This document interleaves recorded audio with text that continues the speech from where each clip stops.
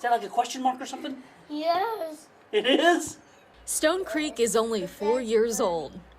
You can draw more question marks. He's only been a patient at PBRC for not even a year yet. But if you could see how far he's come in just a few months, you'd be surprised.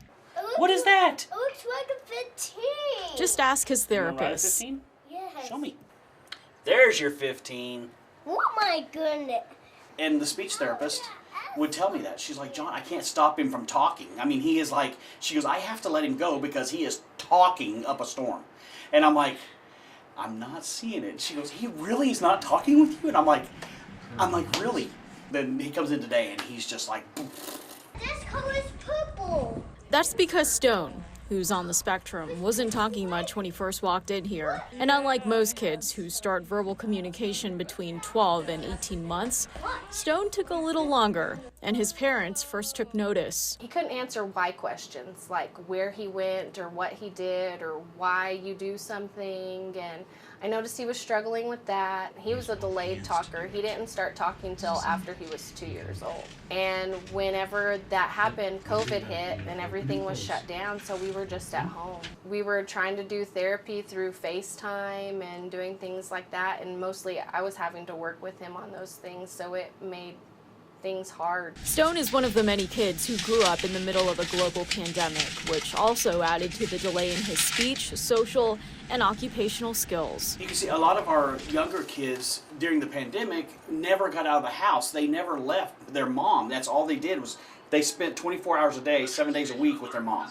You want to build a tower first? Yes. Okay. They would come in here and they would have separation anxiety. Their social skills were very low. They didn't have the ability to interact with other people other than their parent.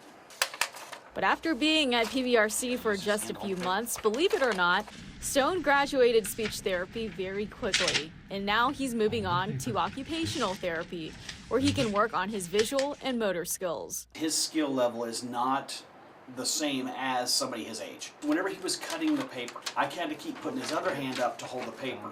He has a difficult time when one hand's doing something and the other hand's doing another activity. So why does this all matter?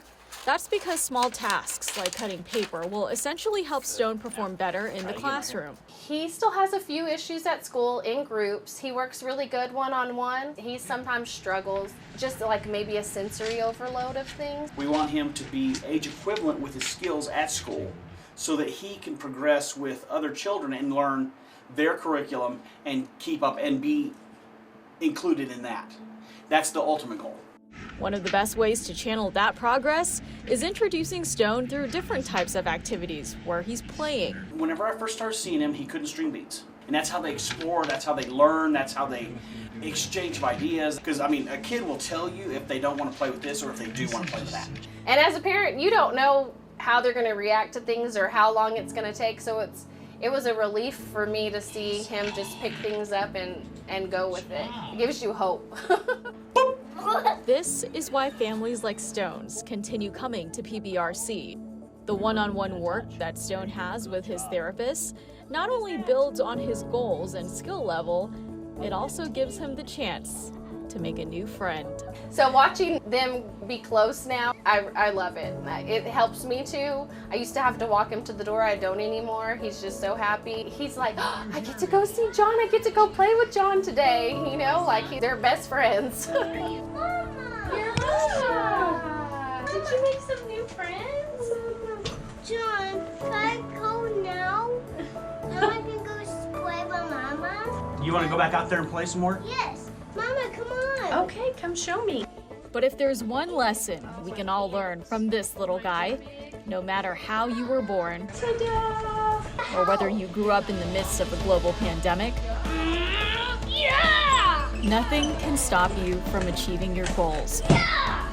Woo! After all, he proves that no stone is left unturned. It's kind of like a light at the end of the tunnel. Like once you get here and you start working on things, it just brings you so much peace. I feel so much better knowing that he's here and we're working on things that he was struggling with and helping him get the help that he needs. Ta-da!